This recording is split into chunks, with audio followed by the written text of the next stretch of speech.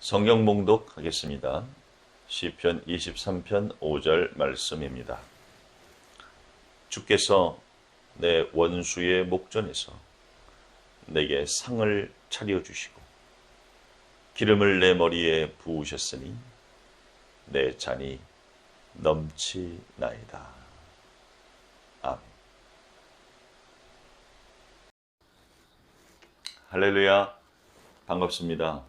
한 주간 동안 평안하셨는지요? 날씨가 제법 정상적으로 돌아오고 있는 것 같습니다. 올여름 고생 많이 하셨죠?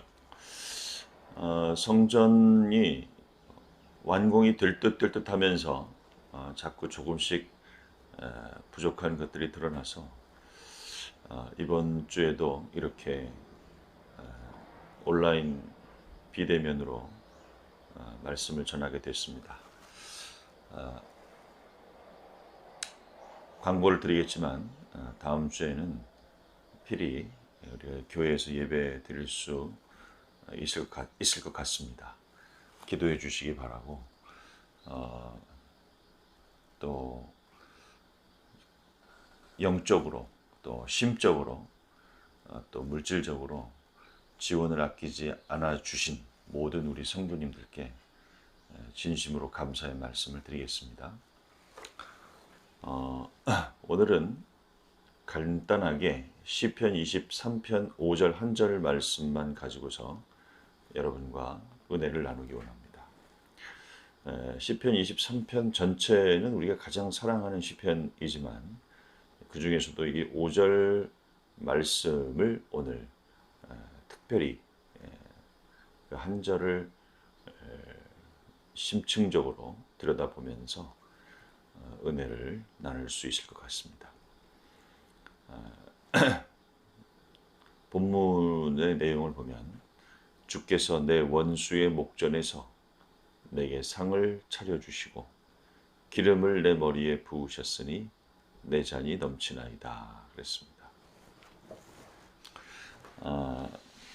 이 시편의 저자를 우린 다윗이라고 알고 있죠.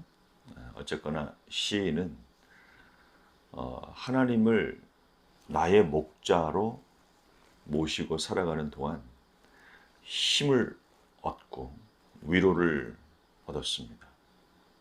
또 나아가서 큰 기쁨을 경험하였습니다.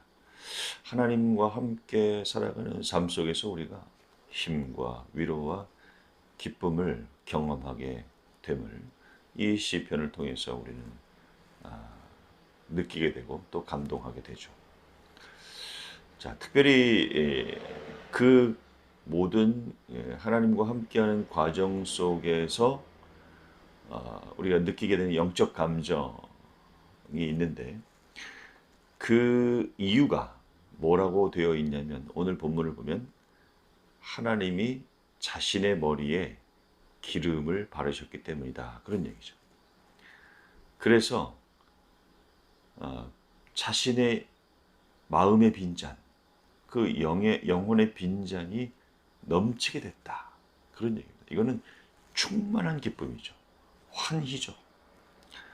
하나님과의 관계에 있어서 저와 여러분이 이 마음 혹은 영혼의 잔이 넘치는 그런 경험이 앞으로도 계속 반복적으로 그리고 더 심층적으로 더 풍성하게 일어날 수 있으면 하는 바람 가져봅니다.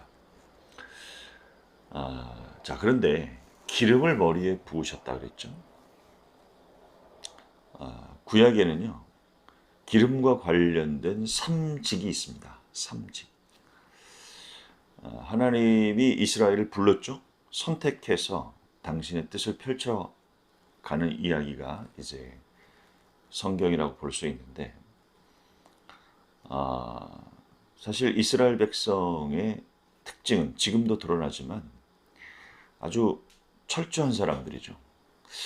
하나님께서 그들을 부른 그 배경에는 그 이스라엘 백성들의 특징 중에서도 특별히 섬세하고 그리고 철저한 그리고 그것을 잘 전달하는 그런 특징들을 보셨지 않았나 하는 생각도 해보게 됩니다. 자, 어쨌든 이 하나님에 대한 지식을 보존하고 그것을 세상에 퍼뜨리는 사명을 위해서 특별히 유대인이라고 하는 이 사람들을 하나님께서 사용하셨다는 것을 우리가 자주 이야기해 왔습니다. 이러한 독특한 사명을 감당하기 위해서 하나님은 특별한 세 가지 직분을 이스라엘에 세웠습니다. 그게 바로 삼직이죠. 삼직의 첫 번째는 하나님을 경외하고 주님이 계시해 주신 그 뜻을 따라서 나라를 다스리는 뭘까요? 왕입니다. 그 다음에 두 번째는 하나님의 계시를 받아서 그 시대에 동시대 사람들에게 하나님의 뜻을 선포함으로써 하나님 백성이 어떻게 살아야 하는지, 무엇을 따라 어디로 가야 하는지를 가르쳐주는 예언자 혹은 선지자입니다. 첫 번째는 왕, 두 번째는 선지자. 그리고 삼직의 마지막 세 번째는 범죄한 이스라엘 백성들이 거룩한 하나님께로 나아갈 수 있도록 돕는 제사장이죠. 왕, 선지자, 제사장. 이 거룩한 삼직이 이스라엘이라는 나라를 탁 튼튼한 기둥이 되어 올바로 받치고 있을 때 하나님이 선택한 이스라엘은 제 사명을 건강하게 감당할 수 있는 민족이 되는 것입니다. 그리고 이 삼직의 이야기를 한 오늘 본문과 관련해서 제가 드리는 이유는 이 삼직이 기름 부음을 통해서 임명됐다 그런 얘기입니다. 기름 부음은 구약 시대나 신약 시대에 하나님을 믿는 사람들이 받을 성령을 예표한다고 볼 수 있습니다. 그래서 성령과 관련된 그 메타포로서 기름 부음이라고 하는 것이 가지는 독특한 그리고 강력한 의미가 있는 것이죠. 사실 성령과 관련해서 하나님의 경륜이 구약 시대와 신약 시대에 좀 차이가 있기는 합니다. 구약 시대에 어떤 사람에게 성령이 임하는 것은 하나님께서 그 일을 이제 하라는 것인데 그 일을 감당하려면 뭐가 필요할까요? 지혜도 있어야 되고요. 능력도 있어야 되고 용기도 있어야 됩니다. 그리고 재미있는 것은 그 사명의 시간이 다 끝나게 되면 그 사람에게 그 일꾼에게 임했던 성령이 다시 떠나갔습니다. 그런데 신약 시대의 성령의 임재는 예수 그리스도를 믿고 하나님의 자녀가 된 모든 사람들의 마음에 임합니다. 그리고 떠나지 않아요. 그들의 마음 속에서 함께 그들과 함께 거하고 그들 안에 내주하시는 것이죠. 우리가 성령이 우리 가운데에 오시고 또 내주하실 때 우리는 예수 그리스도와 연합했다. 또 임마누엘이다. 이런 표현을 쓰게 되는 것이죠. 예수님이 그런 말씀을 하신 적이 있습니다. 여자가 낳은 자 중에 세례 요한보다 큰 이가 일어남이 없도다.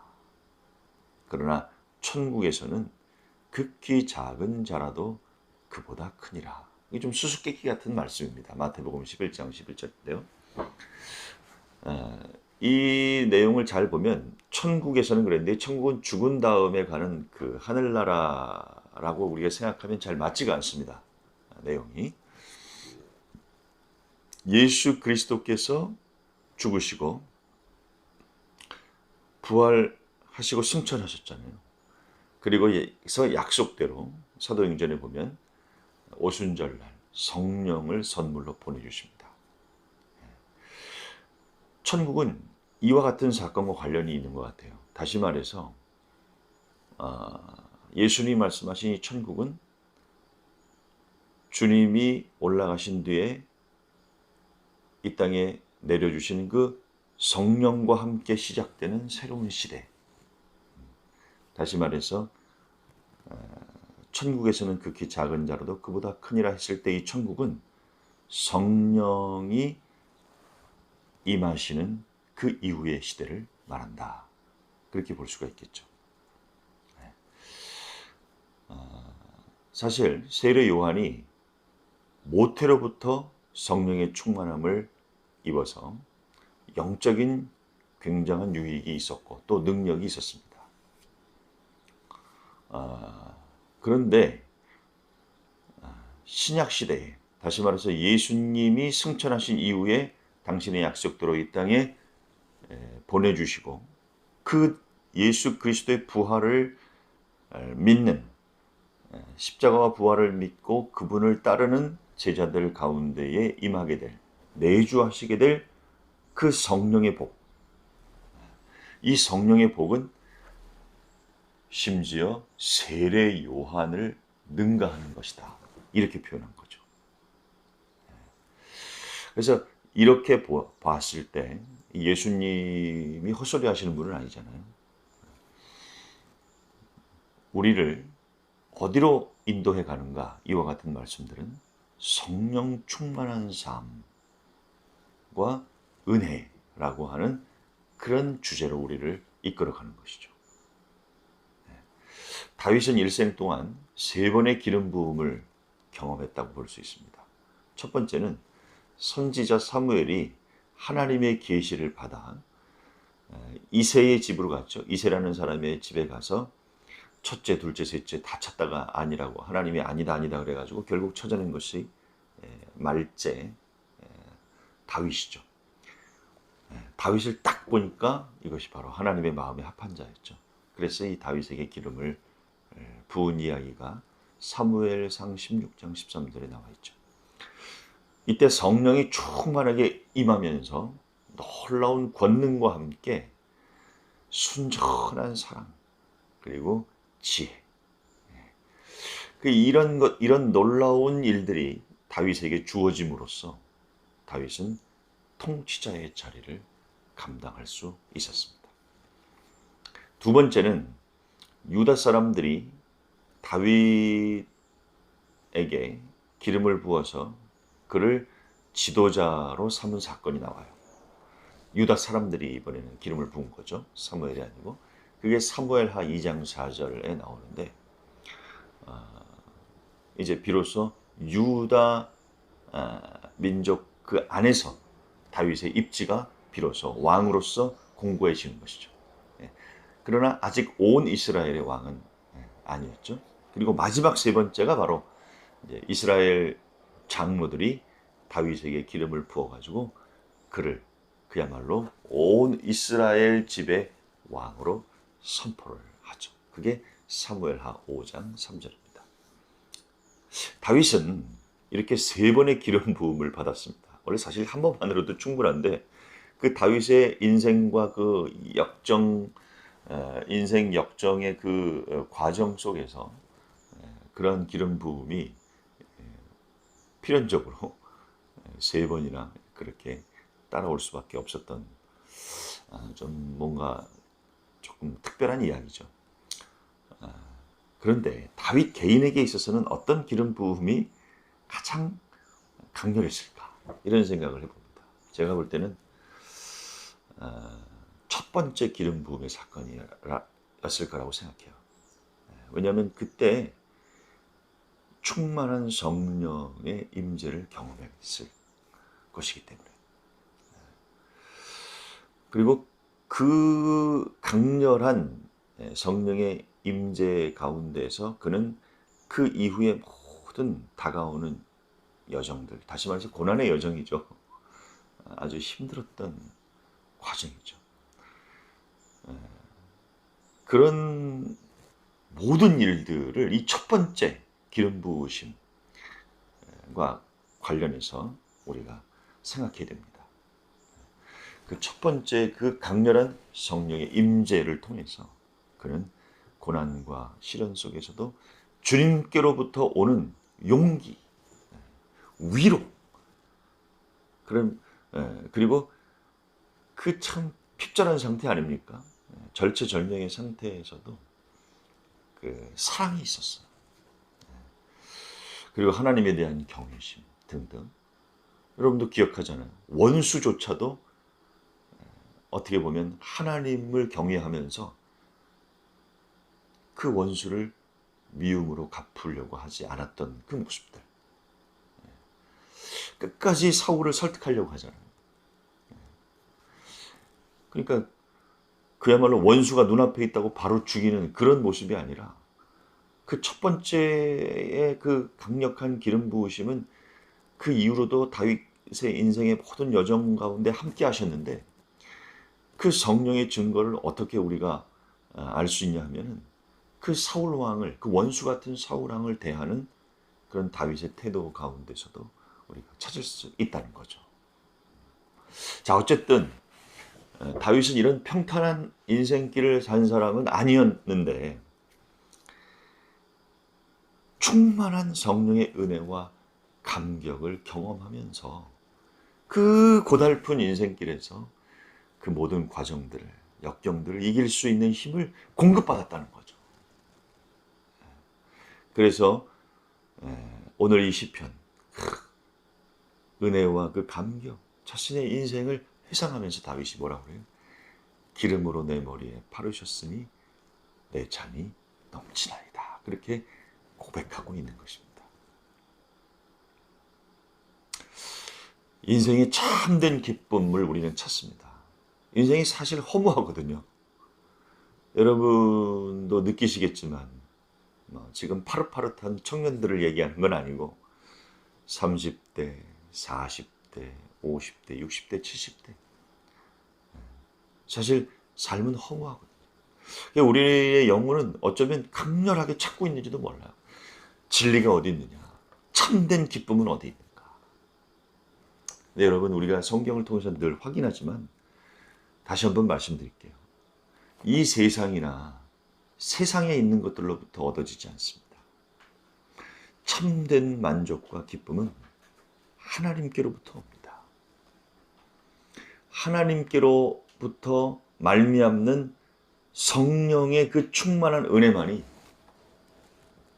우리에게 참 위로가 되고 참 의미가 되고 참 기쁨이 되고 또 인생의 모든 역경을 헤치고 앞으로 나아가도록 만드는 힘의 근원이고 또 해코지 않은 사람조차도 용서하고 이해하며 사랑할 수 있게 만드는 그런 놀라운 능력의 원천이 된다고 볼 수 있습니다.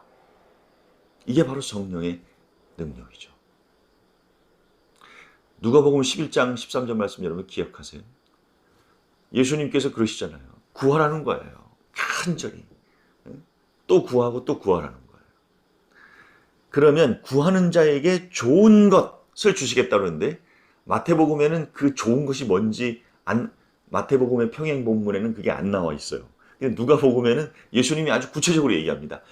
하나님께서는 그 구하는 자에게 좋은 것, 곧 성령을 주시겠다고 약속하십니다.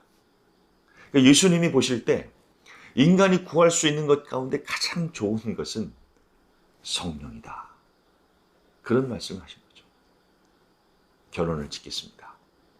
여러분 오늘 이 말씀을 따라서 하나님께 성령의 은혜, 성령의 충만함을 간절히 구하면서 하나님과 연합해서 그리스도와 연합해서 하나님과 교제하며 다윗이 받았던 힘, 능력, 용기, 위로, 기쁨, 충만한 기쁨, 내 잔이 넘치나이다 했을 때 그 기쁨을 경험하고 알아가고 쌓아가면서 살아가는 저와 여러분이 되시기를 주님의 이름으로 간절히 축원합니다.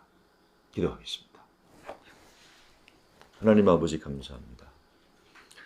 사망의 음침한 골짜기로 다닐지라도 해를 두려워하지 않을 것은 주께서 나와 함께 하심이라. 주의 지팡이와 막대기가 나를 안위하시나이다 하고 고백했고 노래했던 이 다윗은 오늘 이 5절 말씀에서 주님이 자신에게 기름을 부으셨다. 주님이 부었다. 사무엘이 부은 것이지만 하나님이 부으셨다라고 고백하면서 자신의 잔이 넘친다고 그렇게 표현했습니다.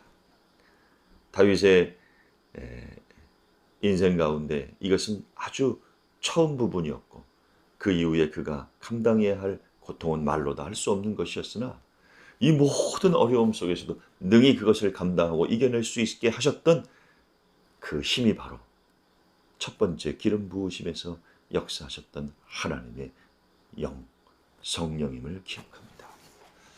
주여, 참 위태로운 세상, 한치 앞을 내다볼 수 없는 혼란스러운 삶을 살아가고 있습니다.